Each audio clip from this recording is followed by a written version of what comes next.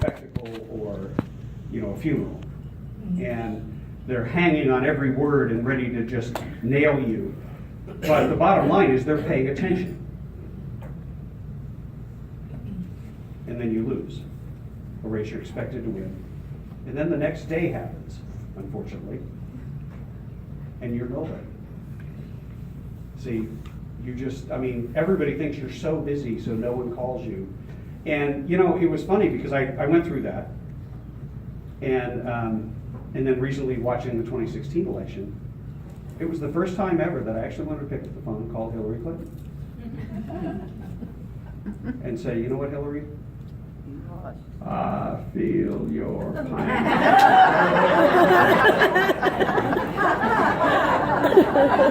I'm not surprised she wanted to disappear, and now she's out there being bitter. And the problem is you can't write a book about it when you're bitter and angry. But I had to go back to work in the middle of the fishbowl in Sacramento. So I'm there. I'm standing there at the quad. Travis Allen, Assemblyman, says, hey, I'm going to buy you a sandwich. I said, good, I'll take the sandwich, but I don't want to eat with you or talk to anybody. He said, I get it, don't worry about it. So he buys me the sandwich. I'm standing there waiting for them to make it and call my number, and I'm just kind of looking out at the quad, just in a daze. And all of a sudden I see Charles Munger Jr. and Luis.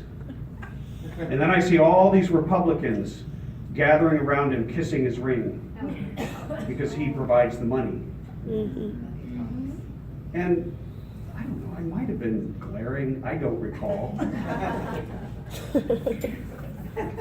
And then all of a sudden they're kind of making faces at me and pointing at me, and that's when I felt myself walking toward them. And it was funny because all the Republicans vanished like rats off a sinking ship. And I'm thinking, what, they think I'm armed or something? And then I realized, oh yeah. Maybe they do. But by the time I got there, it was just Charles and Louise. And they wanted to shake my hand. And I'm usually pretty polite. I mean, I shook Jerry Brown's hand, Gavin Newsom's hand. My seatmate was Gil Cedillo. I just looked at him and said, why would I shake your hand? You just spent $500,000 lying about me and my family. Yeah, it's true. And you know what he said? He said, oh, I'm so sorry. If I said anything that was untrue, I will print a retraction in the newspaper. I said, too late. They already called you a liar in 5 liberal publications because 80 to 90% of what you put was absolute BS and you know it. And he didn't know what to say. I said, but you know what? I came over here because I have a question for you. And no one ever confronts people who have that kind of money and that kind of power. I said, I got a question for you. Why is it that you were in the Republican Party? And yet, every time I turn around, you go into other people's districts and you take on the most conservative candidate and you undermine them and you try to destroy them. And you picked my congressman in my seat, who's a total sellout. He's barely even a Republican, over someone else who actually mirrored my principles. But I just want to know, what do you hate Christians? Do you hate conservatives, or do you just hate constitutionalists? And then he started babbling about how he goes to an Episcopal church and this and that. I said, I don't really care. I said, you made a big mistake. Because you shot me in the back of the head, but you didn't kill me.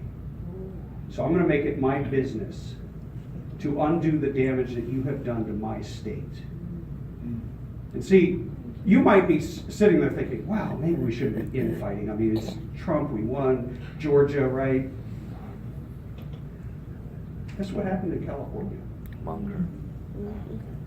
We lost the supermajority in the year of Trump.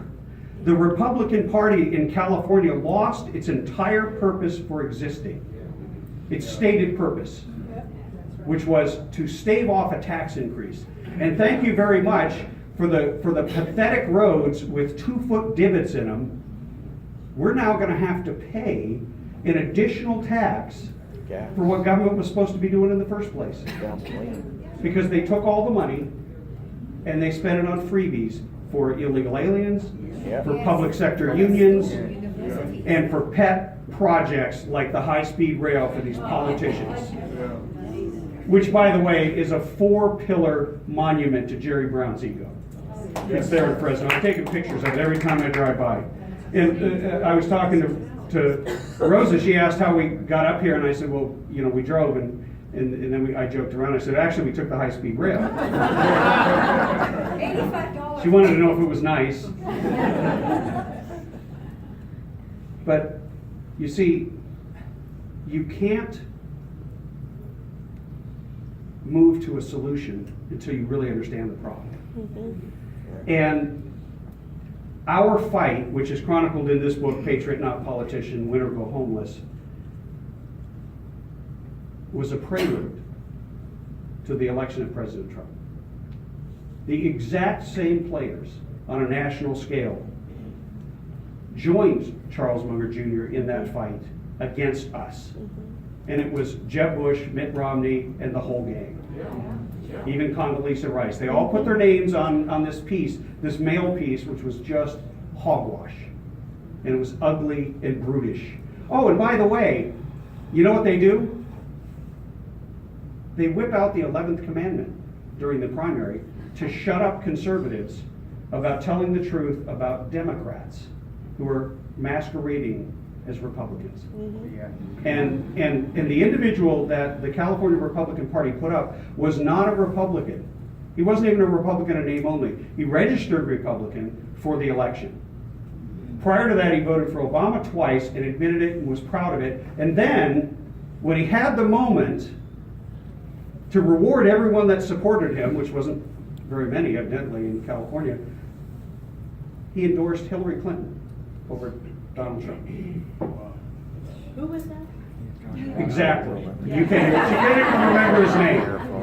See, if I was a candidate, I would absolutely never say his name. That's right. But the point is that there were political consultants here, like Rob Stutzman, Arnold Schwarzenegger's guy, who said, if Donnelly wins, I will raise money for Jerry Brown. Think about that. So you have and political consultants control a lot of the donor money. So they're basically endorsing the bathroom bill. They're basically endorsing the gun control, the erasure of the Second Amendment. Some of the stuff that was passed in this term that doesn't kick in until 2019, making what is literally an AR-15 flat out illegal unless it's useless. That's right. I mean, but doing that and stealing somebody else's property and telling them who they can sell it to is one of the most draconian things ever. And by the way, Right. you might think, well, I'm here in Silicon Valley, the Second Amendment is not a big deal. Maybe you have a low crime rate. Maybe you have good cops. But it ain't about any of that. The Second Amendment is very clearly and very simply about freedom. Right. Our founders understood that the greatest threat would come from those who were charged to protect, secure, and safeguard our natural and inalienable rights. Right. They laid that out in the Declaration. And so, see, for me, I was always a proponent and a defender of the Second Amendment, but I didn't understand it until December 2nd of 2015. And that's when one of our neighbors, who my son plays football with his son, 37-year-old father of 6, was murdered by Tafshin Malik and Syed Farouk, Islamic terrorists, radicalized, who our government knew about. They fast-tracked Tafshin Malik into this country, even though on her Facebook page she said she hates America and celebrates 9/11. Syed Farouk was on a list. They were tracking a whole bunch of individuals, and the whistleblower, Philip Haney, who came out, said, we shredded 300,000 pages of documents, but his name, he was a person of peripheral interest because he was friends with people who had a plan to go to Afghanistan and Iraq and kill American soldiers. So it's very simple. See, on that day, we became faced with a moral question. It's a very simple question, really. Once we understood their plans, which down in Southern California, they were going to throw pipe bombs on the 91 freeway to cause a traffic accident and a pileup and stop all traffic. One of them was going to have a sniper rifle to kill all first responders. The other was going to take two guns, Quentin Tarantino style, and walk down in between the cars where all the law-abiding California citizens would be doing what if they didn't have a CCW? Dying, that's right. Someone said hiding. No, maybe hiding, but dying, because the government has mandated that your gun be separated from your person and locked in a little box with a bow on it, and your bullets, totally useless, locked in your trunk. But this is the same government that made it clear that not only can't they protect you, they won't. Right. And in fact, with their politically correct policies, they put us at additional risk by not speaking the truth about Sharia law and their proponents. And see, this brings me full circle to a story that's in the book. It's very simple. You might have remembered when the headline was, Donnelly calls opponent a Muslim, Donnelly's a racist, etc. No, I never did that. I actually sent a tweet, or one of my staff did, about an article written by Frank Gaffney, who once worked for President Ronald Reagan in national security, who just asked a simple question: why would we make the Treasury Department Sharia compliant in terms of finance? We're at war with the perpetrators of Sharia. Why would we do that? And so, of course, I got criticized. And it went from a simple intellectual question to an individual as to his official duties and why he would host the conference on it and not speak out against it, to Donnelly calls opponent a Muslim, Donnelly, and then they got Darrell Issa and some others to come out against me. Right? I mean, Darrell Issa said some of the most vicious, horrific things I have ever read anyone say. He's never said that stuff about a Democrat. He said, I'm unfit for office. I'm a horrific racist. There's no place for that kind of talk in the Republican Party. And so Dennis Miller, the radio host, interviewed him and said, hey, what did this Donnelly guy say? And that's when we realized somebody else wrote the press release for Darrell Issa. Because he didn't know. He literally didn't know and stalled on not camera, but on radio. And then Dennis jumped in and tried to cover it all up. But the bottom line was, I didn't say anything like that. I just said, why would he do that in his official duties as a member of the Treasury Department? And why would we want to endorse anything or make any government agency compliant with Sharia law? Period. Can I get an amen on that? Amen.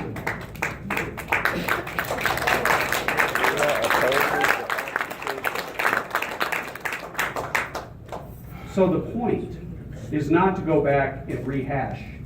The point is to understand that in order for us to succeed, in order for us to win, first of all, and we've got an incredible opportunity in California. Yeah, I saw you shake your head like, is he crazy? The Democrats are in a civil war. They just started theirs. The GOP is close to ending theirs because the elitists are sort of dying out. And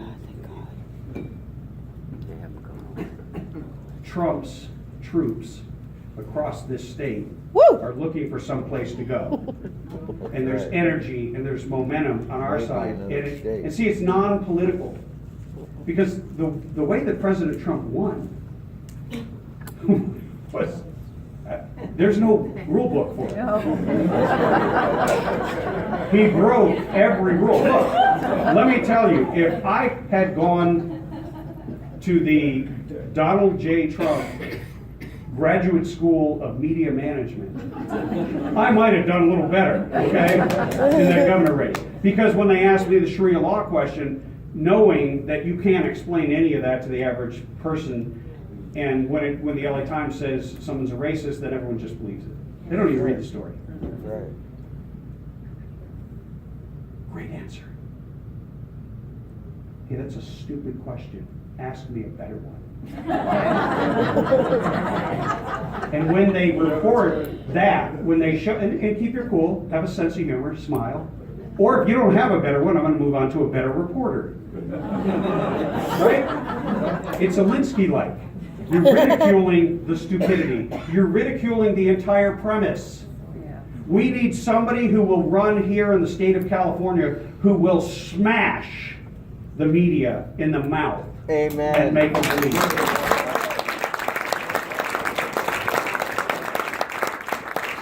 And we need to ask questions like, why is it that a 7-member panel appointed by Governor Jerry Brown just made Governor Jerry Brown the highest paid governor in the country?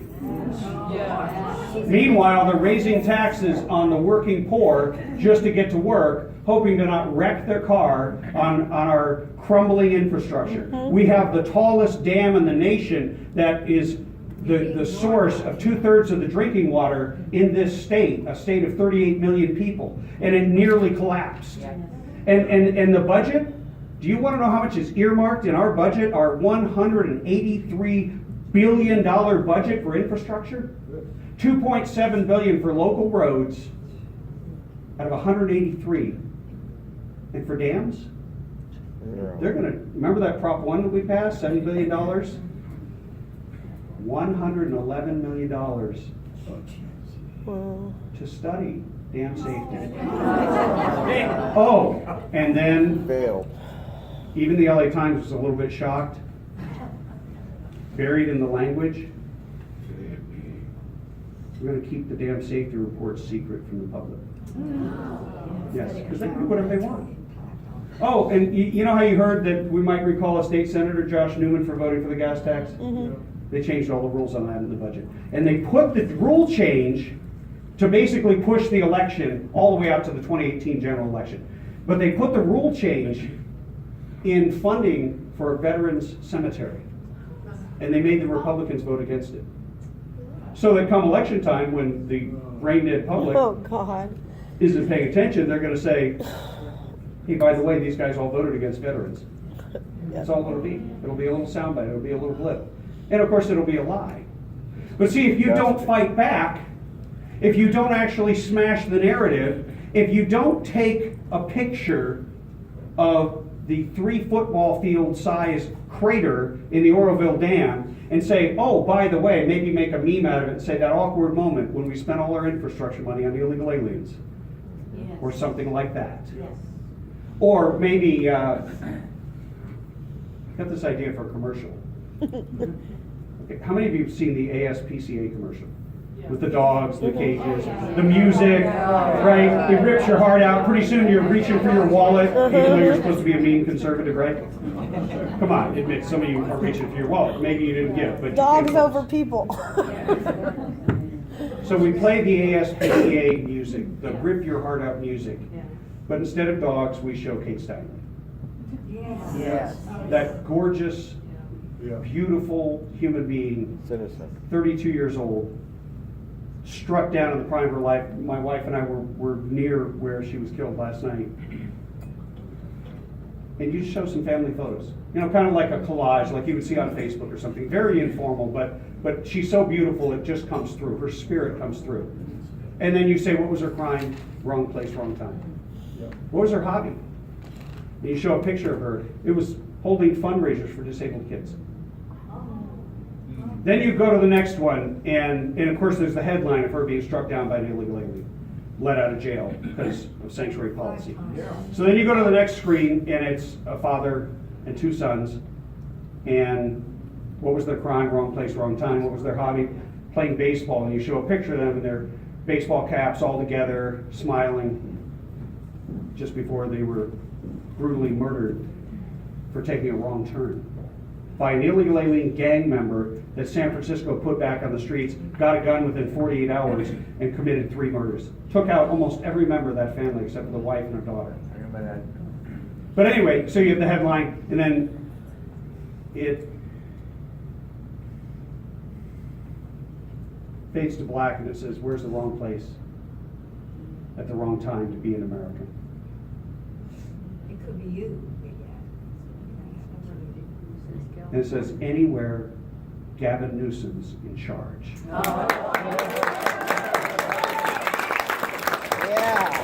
you hear that, people? And then it says, you know, if you don't want sanctuary cities, you know, criminal aliens to kill your loved ones, something, vote for so-and-so. Simple, powerful, evocative. But see, you've got to take him on an issue where the elitist Republican Party will not touch, because they have this mythological theory that we're somehow going to do some Hispanic outreach or Asian outreach or some other color outreach. You know what? All of it is offensive and wrong. We don't need outreach. We need principles, because principles unite people of all different colors, people of all different backgrounds. People from everywhere believe in the concept of liberty, of getting the government out of their lives, of making opportunity available to all. But see, we're never going to do that if we put up a cookie cutter candidate. We need somebody who understands the nature of the fight and also understands something bigger. Because I know that all of you, and I heard all of the speakers up here talk in some way or another about what are we going to do. There is something you can do. Because about 25% of the fight is political. 75% of it's cultural.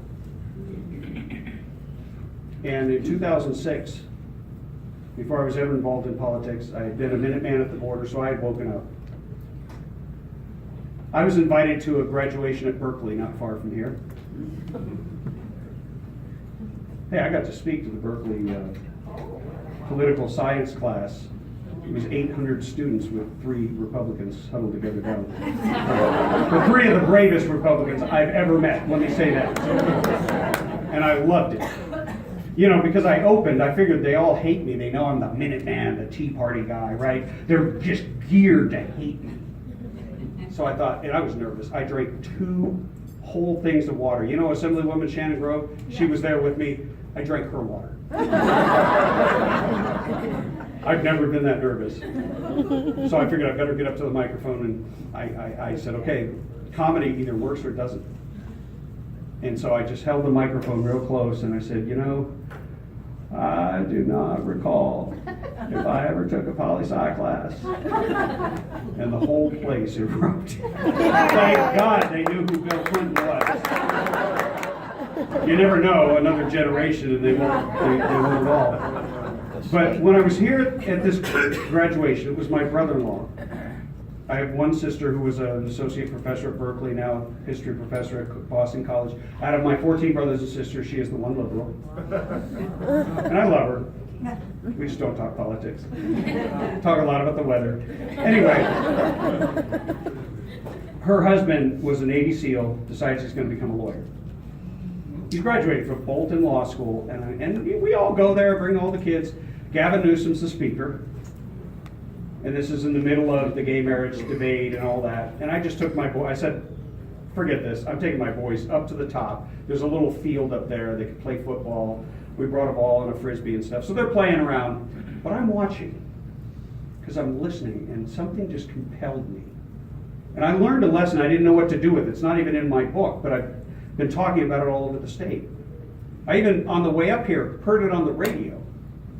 Okay, it's real simple. We've all been to graduations.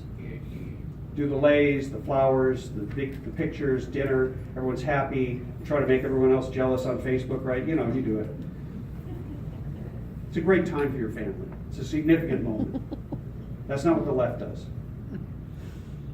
The reason they're way ahead of us is they have a plan.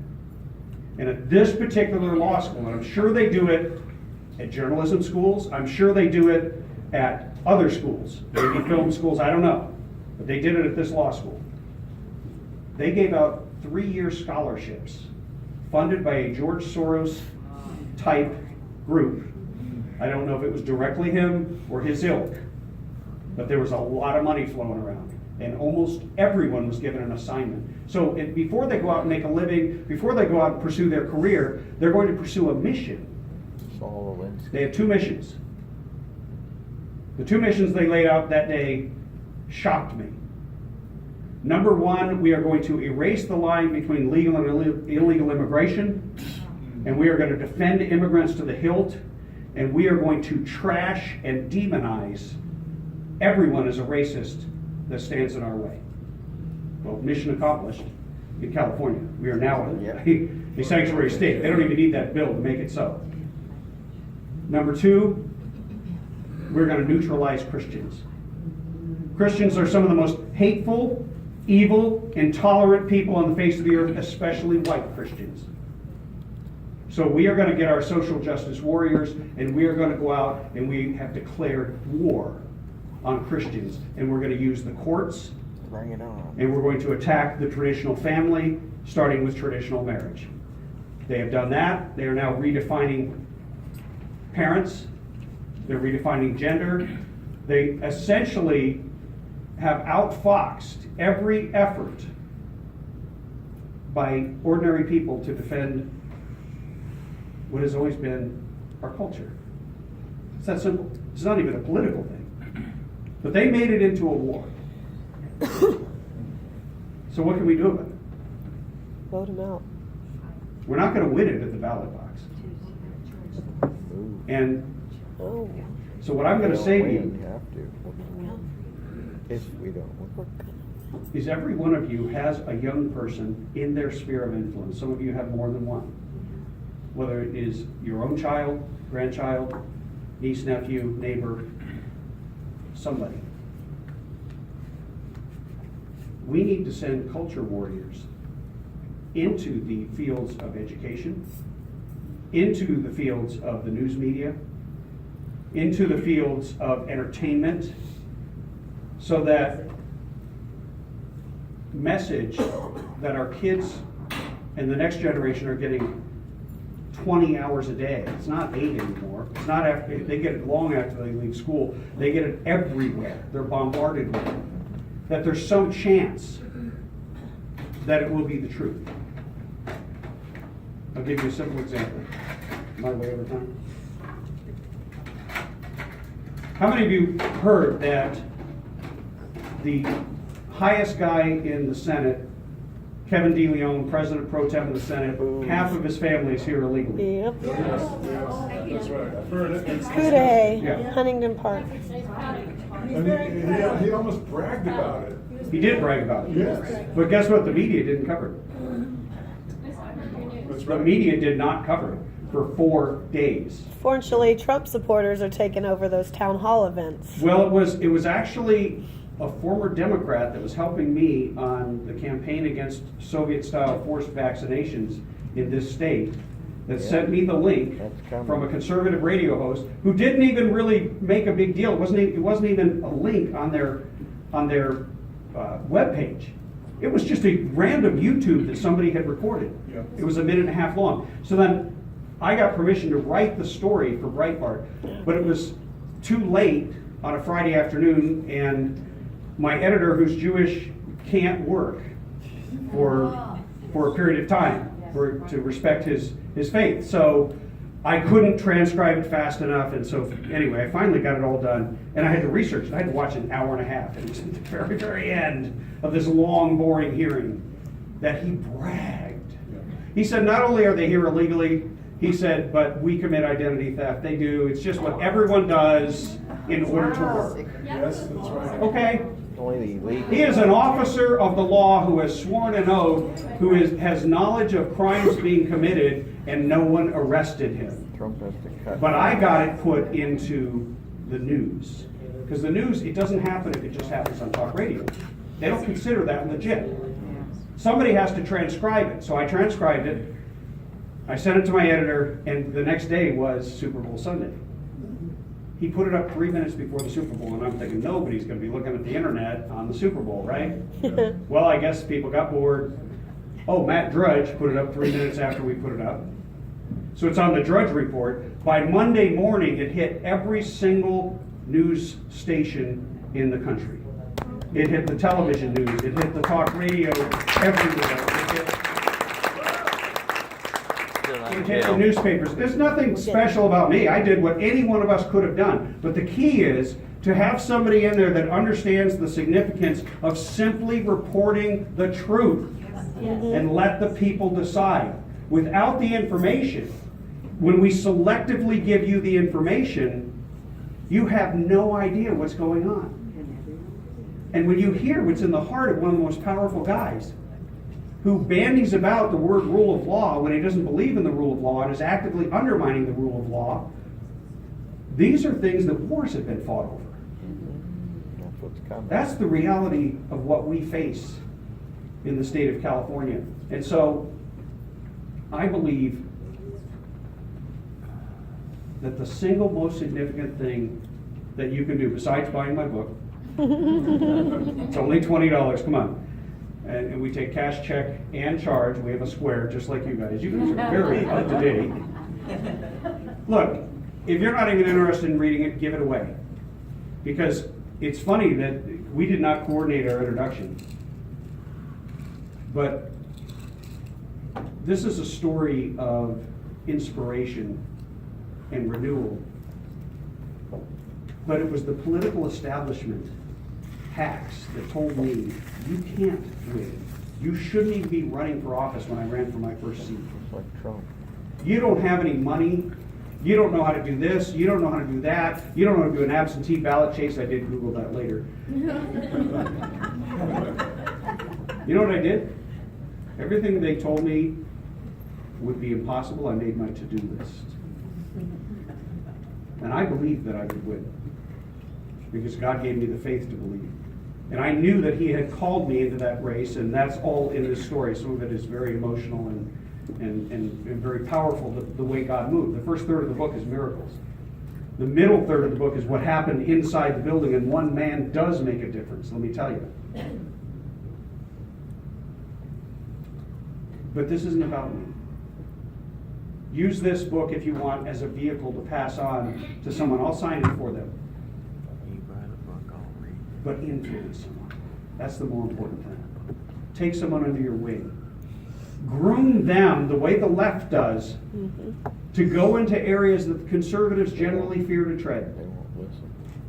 The news media is not all leftist, 77% of whom voted for Clinton by accident. Doing 22 They talk all day long They about won't listen. not discriminating. I guarantee you, if they know your politics, they discriminate against you and you don't get the job, and your kid doesn't get the job. And you know what? It's time for us to go to court. It's time for us to fight back. It's time for us to take a page out of the Trump book